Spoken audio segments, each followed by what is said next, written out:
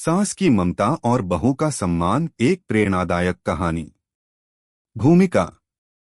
हमारी भारतीय संस्कृति में सास बहू के रिश्ते को एक विशेष स्थान दिया गया है। यह रिश्ता जितना संवेदनशील होता है उतना ही सशक्त भी। जहां एक ओर यह रिश्ता संघर्षों से भरा हुआ हो सकता है, वहीं दूसरी ओर यह प्रेम और समझ का सबसे बड़ा उदाहरण भी हो सकता है। जब एक सास अपनी बहू को अपने बच्चों की तरह अपनाती है, तब यह संबंध प्रेम और विश्वास से भरा होता है।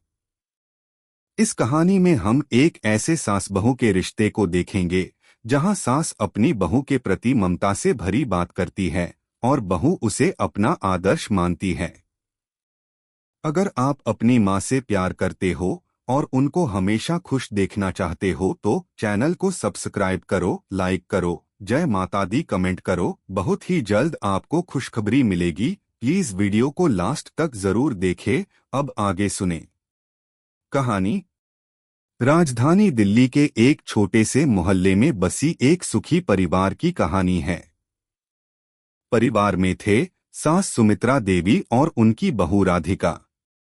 सुमित्रा देवी की उम्र 60 वर्ष थी और राधिका की उम्र 30 वर्ष थी। सुमित्रा देवी के पति की मृत्यु कई साल पहले हो चुकी थी, लेकिन उन्होंने अपने बच्चों को सशक्त बनाने के लिए कोई कमी नहीं छोड़ी थी। सास और बहू के बीच कभी कोई खटास नहीं थी।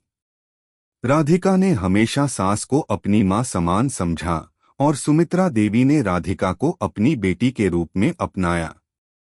राधिका और उसके पति अजय के बीच का रिश्ता भी बहुत अच्छा था। वे दोनों मिलकर घर के सभी काम करते और एक दूसरे का सम्मान करते थे। हालांकि राधिका का सबसे प्रिय रिश्ता अपनी सास के साथ था।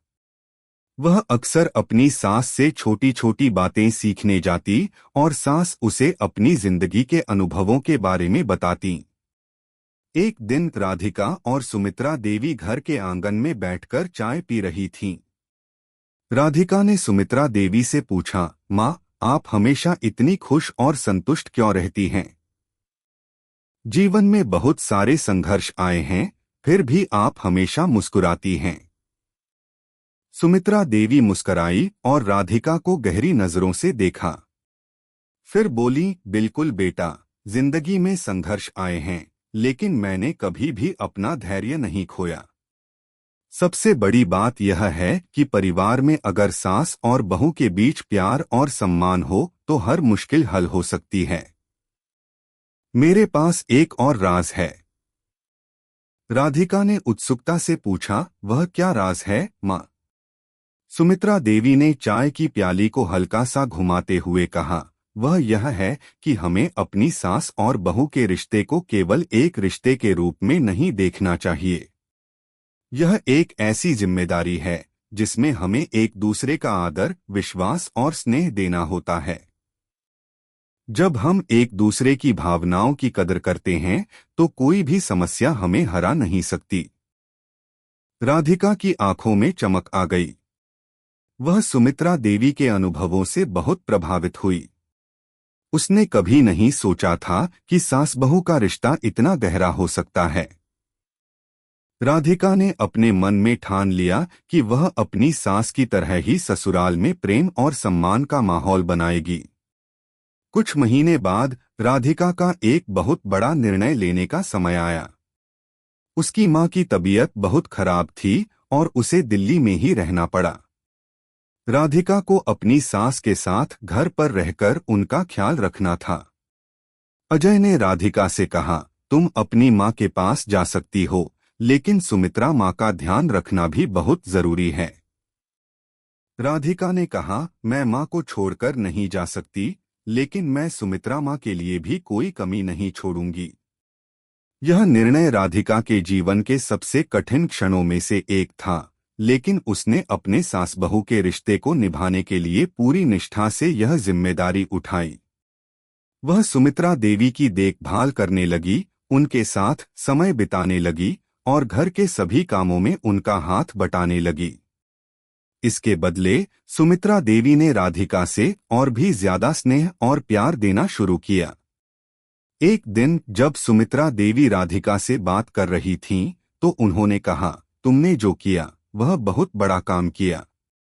तुमने अपनी माँ की देखभाल के साथ साथ मुझे भी कोई कमी महसूस नहीं होने दी।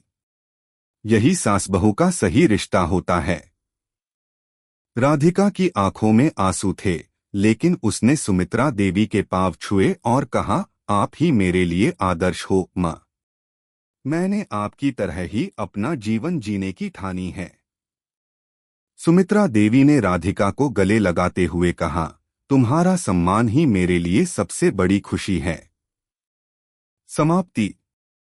यह कहानी हमें यह सिखाती है कि सास बहू का रिश्ता केवल संघर्षों से भरा हुआ नहीं होता, बल्कि यह एक दूसरे के प्रति सम्मान, प्यार और समझ का प्रतीक बन सकता है। जब एक सास अपनी बहू को अपने बच्चों की तरह स्नेह देती है और बहू उस सास को अपना आदर्श मानती है, तो यह रिश्ता और भी सशक्त बन जाता है। सुमित्रा देवी और राधिका के बीच का रिश्ता हमें यही संदेश देता है कि अगर हमारे रिश्तों में ममता, आदर और समझ हो, तो हम किसी भी मुश्किल को पार कर सकते हैं। कैसी लगी आपको कहानी? प्लीज कमेंट करो, लाइक करो, सब्सक्राइब करो। धन्यवाद।